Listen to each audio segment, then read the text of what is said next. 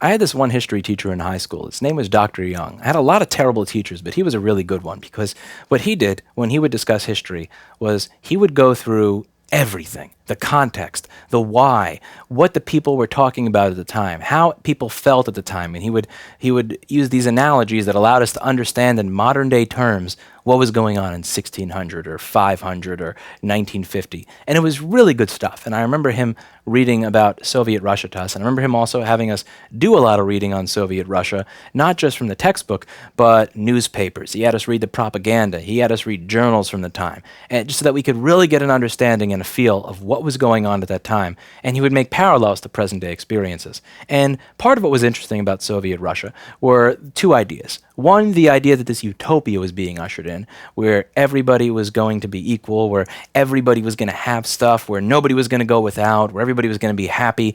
And two, the idea that you could reshape people into the idea of this new Soviet man. And it was very interesting to me. And I remember reading up a lot about this. And what I learned from it was that after a certain point in time, once people were getting shoved into gulags, once people were being taken from their homes at night, once people were waiting on lines to get food, once people realized all the consumer goods sucked, and people realized this was not that great after all, one of two things would occur. Behind door number one, people would have to admit to themselves that this is not the utopia, that everybody else around me is kind of nuts, and that this is a corrupt society, and I must be correct. This isn't a good experience. Or B, people would think to themselves, you know what? Everybody else around me kind of is not complaining, and, well, this is the way society's set up, and they keep telling me that it's going to be so great. Maybe it's me. Maybe I'm the problem. And they would start to deny the reality of their own experience. Because if their reality of their own experience was true, it would contradict the idea of the coming utopia. And a lot of people decided to go with door B. And what I find is that this is at the crux of what bothers me about Apple. It's not that I think Apple's products are always worse than other companies. It's not that I think other companies don't have faults. It's not that even under certain circumstances, I would not myself use an Apple product. It's not that Apple products are too expensive. It's not their advertising. It's this idea that you can get people to deny their own experiences because you're promising them something that is not always 100% true. And when I think about Apple products, they are in many ways trying to create this utopian vision of how you use a computer. And in many ways, they have succeeded. And they have come out with something that is similar to a utopia. If you just look at backups, you compare Windows to OS X. And OS X, you could just take a drive from another computer. You can use something called Migration Assistant or a backup from another machine that was automatically created by Time Machine. It will copy over your first-party applications, your third-party applications, all of your files, or your databases, the settings from your third-party applications that were not designed by Apple. All of it will just be copied over seamlessly, and it'll just work. On a Windows machine, you have to reinstall all your own applications. After you reinstall all your own applications, then you have to copy over your app data folder, and then you have to pray that your applications will open properly after you copy over the app data folder, and sometimes that works, and sometimes it doesn't. And you can use imaging software and stuff like that. But it's not as seamless, and it's not built into the OS, and it's not just easy to copy stuff over from a failed machine to a new one in the same way that it is within Mac. In 2012, they decided our machines are going to use top-tier screens. We're going to use some 2600, 2800 by 1600 thing. It's not going to use a TN panel. Even our $1,200 model, this is what we're going to offer. And it was great. You had a lot of PCs at the time that for $1,200 or $1,300, you were still getting 1360/66 by 768 TN panel. Hell, today you could probably spend $1,000 on a PC and still get 1366 by 768 if you're looking in the right place. It's sad. In 2013, they decided every single one of our machines is going to have a PC, not just an SSD, but all of our Mac, every single thing is going to have a PCI Express SSD, so that there would be this instancy to the user experience. From 2006 to 7 onwards, their battery life was just so much better than what you got on a PC, and it's only recently that PCs have really caught up with it. I could go on for days, but there are lots of aspects to the Apple experience. There are a lot of aspects to the ecosystem that make it attractive to people. You didn't have to worry about viruses. You didn't have to worry about the instability of Windows XP back in the SP1 days. You didn't have to worry about nonsense like they decide to upgrade to a new version and you get Vista, where You have, before you run Windows Update, you can't even open a Internet Explorer because Internet Explorer would take 10 minutes to open on early Windows Vista before patching. You don't have to worry about them changing the entire interface over with Windows 8 so that if you understood how to use, by the time you finally got Windows Vista to stop working buggy, you move on to this OS and you barely even recognize it. I understand why people like these products. I understand why people pay for these products. And to be honest with you, if David Bowie were coming back from the dead for just 20 minutes, and I only had that 20-minute section to record a rendition of You've Been Around before he goes back to the afterlife, I would not do it on my Windows PC. I would want one of those Mac Pro Towers from 2013 before they came out with that trash can bullshit. I would want one of those machines running Logic, and I would trust that if I only had one chance to get that take, that's the machine that I would use. I actually probably use something like a Studer A27, but lacking analog, I would use that, and I would trust it because I respect the stability, I respect the hardware-software integration, and in my experience, trying to at least run something like Pro Tools on a PC 10 years ago and running it on a Mac, it just didn't crash as much on a Mac, if at all. I respect that. But what bothers me, what really gets to me, and what grates my nerves, is when people deny their own experience because they wish to continue believing in the utopia. What bothers me is when Apple understands that their users view their products as a utopia and realize that they can kind of mess with them a little bit. That we can get them to believe that it's something that they did wrong. We can get them to deny the reality of their own experience so that they'll continue to believe in the utopia. The same way that they did it in Soviet Russia. That we can tell them, it's not that this phone has a poorly designed antenna, you're holding it wrong. It's not that this butterfly keyboard sucks, you just got to blow a little bit compressed air in it every now and then. It's not that this machine has rampant GPU failures, it just must be that you're encoding too much video on it. Maybe you're using it on a bed, or maybe you haven't cleaned it out as often as you should, even though we discourage you from opening it at every single chance we get. It's the way that they get people to deny their own experience. It's almost kind of reminds me of this one guy that I used to have as a friend a long time ago who would he would be dating all these women at the same time, and he would pretend to be monogamous with all of them. And what bothered me wasn't the cheating so much. That didn't bother me. What really got to bothering me was how these women would be professing their love to him.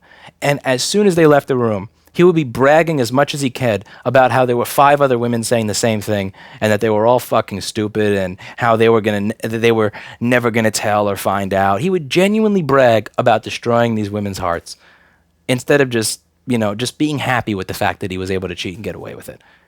And there's a part of that with Apple that I can't help but wonder when they say you're holding the phone wrong, when they say that there's no problem with the 2011 GPU, when they say there's no problem with the 2015 Butterfly keyboards, when they say there was no problem with the 2015 A1534, when they say that it's okay that we came out with a machine in 2010 that had a capacitor fail in the GPU power circuit, that we release a warranty in 2013 that only covers that 2010 machine 3 years from the date of purchase.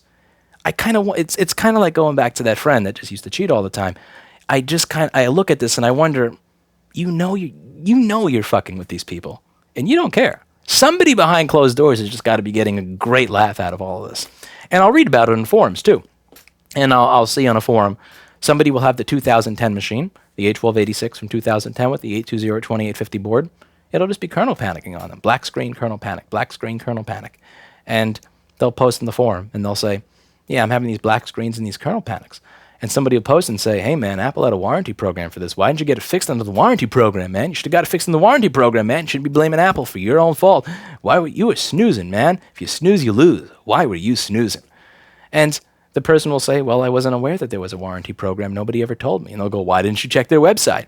And it's funny because if you just do the math, this warranty program came out in 2013 for a 2010 product and only covered that product 3 years from the date of purchase. So unless you were sitting on Apple's website going F5, F5, F5, F5, F5, F5, F5, you probably missed the warranty window because you weren't there hitting refresh every single day. But people would say that it was the user's fault. And then that guy would just go, oh yeah, I guess it was my fault. And then that guy that posted that asshole post, he'd be sitting there thinking, yeah, Apple's great. This guy's just an idiot. He'll be posting and his 2011 MacBook Pro will just start displaying funny colors in the screen and it won't boot anymore. And he'll post in the forum and go, hey man, I really love Apple products, but this thing's running at like 95, 98 Celsius all the time, even when I'm not using 100% CPU. It's kind of weird, and now I'm getting these colors in the screen and it's not booting. What's up with that? And then the guy with his 2012 Retina will come by and post and go, hey man, you open the case, you clean it out. Are you encoding video? And he's like, yeah, I'm encoding video. Because on Apple's site, it said that this machine encodes video 67% faster than the year before. Why are you encoding video on a machine like that, man? You're supposed to use a desktop if you're doing professional video editing. What are you doing that on a laptop for? You can't expect a laptop to put up with that type of usage. You used it wrong. And then the guy, instead of cursing out Apple or saying, no, this machine actually has a problem, he'll just go, yep, guess I used it wrong. I'll just buy another one. And then the guy with the 2012 Retina that was posting all that nonsense, he'll be using his machine. One day he'll start getting a little black screen flickering because U8900 has come desoldered from the board because the board flexes inside the case and they use terrible solder. And he'll post on the forum and he'll say, yeah, I'm having this issue with my machine. And they'll go, did you buy AppleCare? And he'll say, no, I didn't buy AppleCare because all my Apple products have always worked right. And then the guy with the 2015 Mac Pro will go, well, why didn't you buy AppleCare? Why didn't you buy AppleCare? That guy with the 2012 machine will take it to Apple. He'll figure out 2 years later, after using the machine with a black screen constantly, that in 2015 they released a warranty program for it. He'll get it fixed under that warranty program, and it'll fail again. And he'll open it up, and he'll see that there's a little pad in there. They put a little rubber pad. Instead of resoldering the chip, they put like a little rubber pad to slam the chip against the bottom case to like reflex it back up. And he'll think and he won't criticize Apple for it. And then that guy with the 2015 keyboard that criticized him will make another post in the forum saying, hey, I love Apple products, but my keyboard kind of stopped working randomly, and I don't really know what's going on. And somebody else will say, well, did you blow compressed air in it? And I'll go, no, I've never done that before. And then I'll say, well, why didn't you blow compressed air in it? You're supposed to blow compressed air on it on a regular basis. If you don't do that, it's not going to work properly. And what drives me nuts is the way the community polices itself, so similarly to what happened in Soviet Russia. And what bothers me about it, it's not that other brands don't screw things up. Lord knows other brands screw shit up. Look at the T440 from Lenovo and how they destroyed the trackpad. Superfish, spyware, all these other brands that have hinges falling apart, graphics issues and all that. What bothers me at a fundamental level, and what I figured out after 9 years of being in this business and dealing with customers directly, speaking to them on the phone, dealing with them in person, seeing them come back over and over again, it's not that Apple products have the highest failure rate. What bothers me is that when Apple screws over a user, they don't admit that they were screwed. If somebody buys an Acer, and Acer support treats them like shit, and their device breaks, and their device cost over $1,000, the user will have some choice words to say about Acer. I'm never buying this Aspire again. This thing is a piece of crap. Screw Acer. 1-star review, blah, blah, blah. But when the user has that experience with Apple, they go, yeah, maybe I shouldn't have encoded all that video with that thing. Maybe I wasn't supposed to do that. Or, yeah, that sucks. Man, this thing broke. I guess I'll go out and spend $3,000 in another one from the same company that decided not to help me. Yeah, it really sucks that my phone decided to stop working and has these little bars on the screen because the Touch IC comes off the board on the iPhone 6 Plus. But yeah, I guess I'll get a 7. Oh yeah, and I got a 7, and then the audio IC started to pop off the board, and it was boot looping every now and then, and people I could only work with voice memos, but people wouldn't hear me while I was on the phone. I guess I'll spend $800 in an iPhone 8. It's like people don't tell the company to F off when they've screwed them. And it goes back to that same thing that would bother me about the women who would date that guy. Once you find out that he's cheating, don't come up with excuses for him. Don't say, oh yeah, well, there's other guys that are bad as well, or, well, he cheated on me, but I probably could have been a little bit nicer to him, and I probably didn't make him dinner that was nice enough, and I didn't pick him up as well. No, none of that shit. When they cheat on you, give them the finger and break up with them. And when a company screws you over, admit that you've been screwed over. Admit that Utopia was not everything you hoped it was, and just be honest. They have great screens, great operating system. Everything syncs together perfectly. But they have a lot of hardware defects. And they have a lot of hardware defects at $800 to $1,000 that other companies don't have at $179. Their laptops have a lot of defects at $6,000 to $7,000 that other companies don't have at $1,200. And you can set a boundary that if a company treats me in a certain way, that I'm not going to tolerate that aspect of the user experience.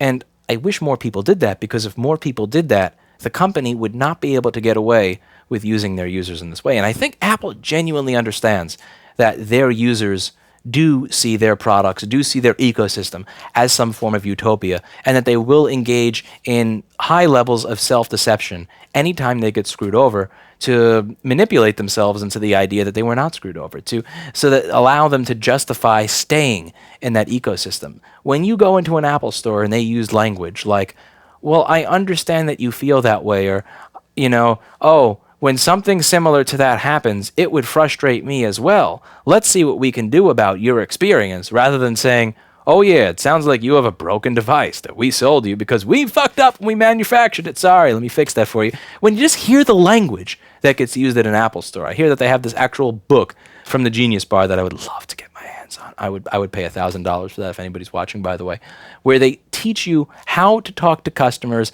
and how to kind of tweak and manipulate their emotions and feelings so they don't get angry in the store. It just really seems like they are trying to milk and take advantage of the fact that people won't call them out on their shit. And that's what bothers me. It's not that other companies make perfect products. It's that when Acer, Asus, or Toshiba, or Lenovo, or Motorola screw something up, their users pick up their pitchforks and hold them to task for it. But when Apple screws something up, it's like, you're using it wrong. You're holding it wrong. You're charging it wrong. You're encoding with it wrong. You're picking it up wrong. Whatever you're doing, you probably did something wrong. No, you didn't. No, you didn't. And what bothers me more than anything else is seeing users of that community police themselves and say, instead of all getting together and saying, you know what, Apple? Why does this machine run at 98 Celsius when I'm not doing much with it? You know what, Apple? Why did you use that tantalum capacitor for 3 years in a row at 330 microfarad rather than 220 microfarad in parallel, or any other type of circuit to power the MCP and GPU? Why did you do that? Why did you use that butterfly keyboard that breaks if you look at it the wrong way? Why do you use shoe rubber when you're refurbishing the 820-3332 with the U8900 defect? Like, why don't you use proper solder? Because if the community actually got together, then they would not be able to get away with this level of bullshit. But the community doesn't. They're too busy policing each other. They're too busy convincing other people that if you have a problem with this product, it's your fault. It's something wrong with your experience. It couldn't possibly be that the product that I bought came from a company that's less than perfect. And that's what really drives me nuts.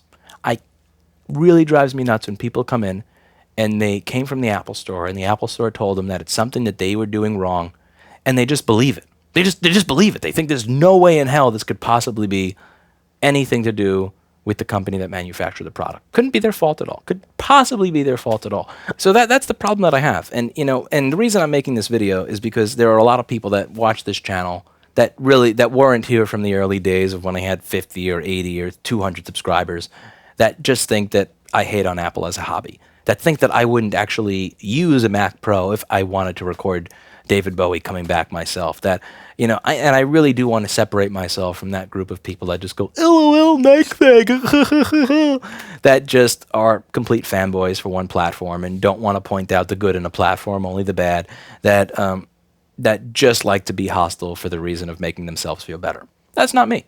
I completely understand that there are reasons that people use Apple products. And a lot of those people that use those products use them to be far more productive than I will ever be over the course of my lifetime. And they do amazing things with those products. And God bless them if that's what they choose to use. I respect that decision. And there are cases where I would even use one, again, narrow areas, but there are areas where I would use them as well.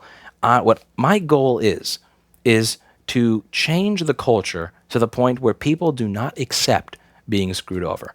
I want your experience with Apple products to be better as a result of the work we do on this channel. Not only because when something breaks, you'll be able to fix it, but I want there to be a change in the culture to where the company that manufactured your product, if they manufactured something faulty, is actually held to task for it, rather than just being allowed to get away with stuff. Because I think about this, would I be able to get away with this? Because, what they're doing is they're using the fact that people are such fans of their product against that own user. If I have somebody that emails me and says, Lewis, I've watched all your videos, I really love everything you've done, I'm not going to trust my machine with anybody but you, and they mail it in, and I take my tweezers to pick something up, and I accidentally stab the board, I could probably call that person, and I could say, man, I really appreciate you sending this in. Thank you so much for watching the videos, but I'm afraid I can't fix this board because it's just not fixable.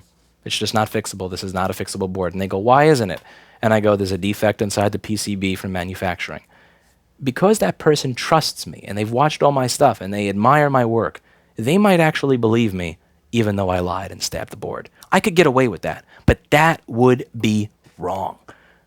But I believe that this is the kind of behavior that Apple is engaging in. This is the type of manipulation that they're engaging in, where they are able to get away with screwing things up that other companies would never get away with at even half the price, because they have this admiration and respect from their users.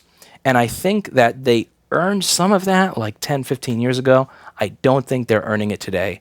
And I want people's experience with the product to be better as a result of the fact that the company is being held accountable and responsible when they make these mistakes. I want people to push the company to actually do the right thing. It took pushback on Lenovo for them to realize the T4040 trackpad was garbage and that maybe they should change it to what they had in the older model. It takes pushback to stop putting spyware in the product. And it will take pushback from the users for Apple to decide, we're not just going to make phones that if you put them in your pocket, the ICs pop off the board. If users accept that this is okay and they police each other and say you must be using it wrong, Apple will never make a better product. But if you hold them accountable for it, they will make a better product. And it doesn't require hate. It doesn't require that you go LOL MacBag on forums or any of that nonsensical teenage bullshit. It just requires that you politely but firmly hold a company responsible when they screw you over. That means a promise that I'm not going to give you money in the future until you change this, and it means I'm not going to accept the nonsensical reasons that you give me when something fails. I like that you have some good products, but I'm not going to deny the reality of my lived experience to bolster your utopia. Not happening. I want people to watch this stuff, not just learn how to fix things, not just take broken Apple products and make them work again so that they can be used by other people. I also want people who watch this stuff to stop, to realize a line of BS when it's fed to them, and to stop letting one company get away with nonsense that they would not let any other company on planet Earth get away with at even a quarter of the price.